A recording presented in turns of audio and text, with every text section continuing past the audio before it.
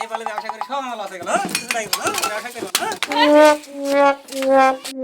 তুই ভুলভাল ওষুধ দিস রোগকে। চল থানায় চল, থানায় চল।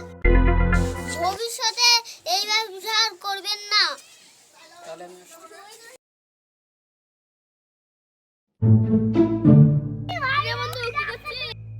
কোথায় আছিস রে বন্ধু? আমার বউয়ের বিরাট অসুখ রে ভাই। গ্রামে তো একটা ডাক্তার নাই। আরে গ্রামে একটা ভালো ডাক্তার আছে রে ভাই, চ যাবি নাকি? বলছে চল চ বন্ধু চ, আমার খুব মদ খাওয়ার নিচে ছাদ আছে, কি বন্ধু জানো তো? চ চ চ ভাই চ, এই বাড়ির দুটো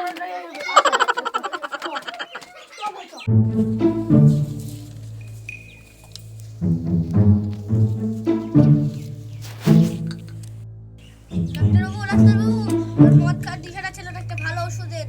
হাটটা দেখো কিরকম আছে।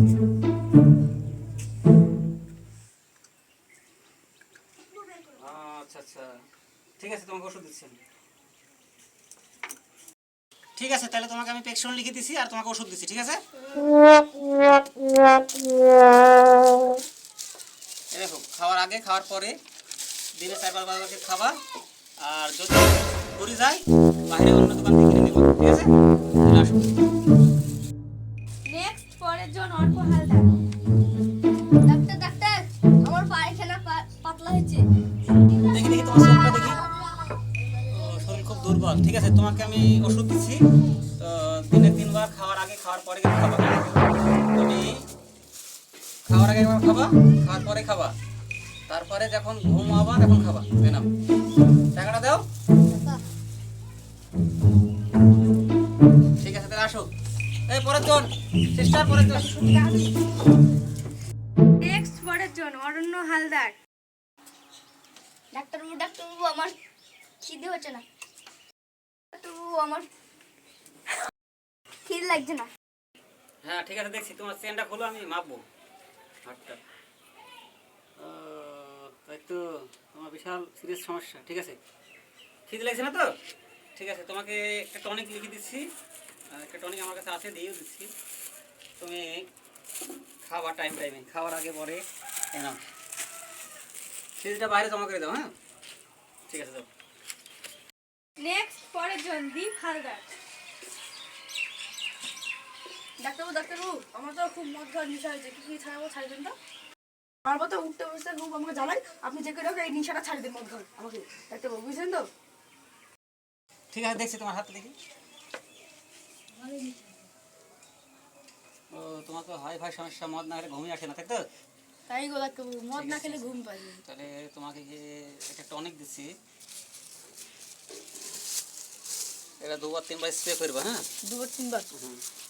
ঠিক তাহলে আছে, টাকাটা বাইরে তাহলে বাইরে কাউন্টারে জমা দেবো। কাউন্টারে পেমেন্ট করে দিচ্ছি। ঠিক আছে।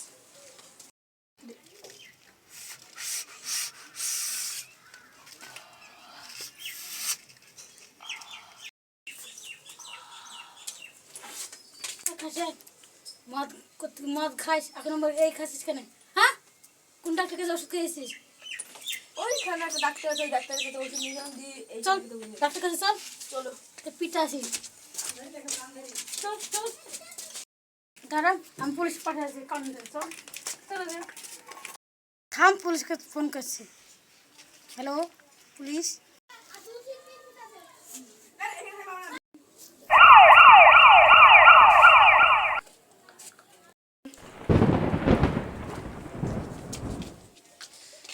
হ্যালো স্যার, ওই ডাক্তার হলো ভুল ভালো ওষুধ দিয়ে সবাইকে এক দেয় আর এক দেয়।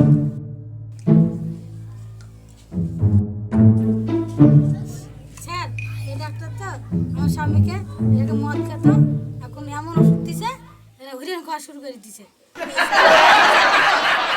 তুই ভুলভাল ওষুধ দিস রোগকে। চল থানায় চল, থানায় চল। স্যার স্যার একটু পার্সোনাল কথা আছে, আপনার এদিকে আসেন। ভাই আপনারা বাইরে যান তো, আপনি সবাই যান, সবাই যান, সবাই যান। স্যার এদিকে আসেন, বসেন। বলছি স্যার একটু রফা আসলে হতো না, ব্যবসাটা তো আমার ভালোই চলছে। আমি তো ঘুষ মুষ খাইনি।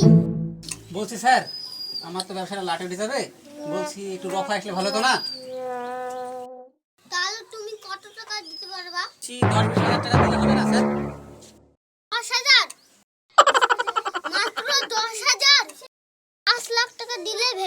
ভেবে দেখছি। বলছি স্যার আমার এই ব্যবসায় অত টাকা আমি দিতে পারি, বলছি টেনে করে 50,000 দিব, হবে স্যার? 2 লাখ টাকা দিলে ভেবে দেখছি। বলছি স্যার আপনার মধ্যে থাক আমার মধ্যে থাক, আমি 1.5 লাখ টাকা মেরে দিচ্ছি এখন প্রবলেম, ঠিক আছে? তাহলে তুমি এবারকার মতো তাই দাও। তাহলে স্যার আপনার ফোনপে নাম্বারটা দেন। 1 2 3 4 5 10। এমন ব্যবসা করছি টাকাগুলো সব গেল। ঠিক আছে দেখেন স্যার চলে গেছে। ভবিষ্যতে এই ব্যবসা আর করবেন না।